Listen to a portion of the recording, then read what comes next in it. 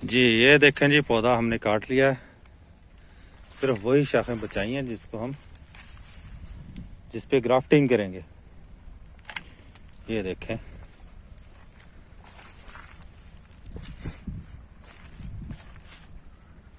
ये इस तरह से इंशाल्लाह अब सारी शाखों पे ग्राफ्टिंग हो जाएगी।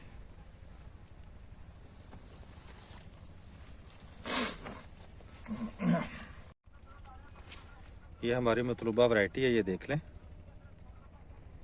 तो इंशाल्लाह ये सारी इसकी बड्स हैं, ये फूटेंगी। हम इसको ना यहाँ से लेंगे, यहाँ से इसको काट लिया। काटने के बाद इसकी कलम बनाएंगे। यहाँ से इस जगह से कलम बनेगी।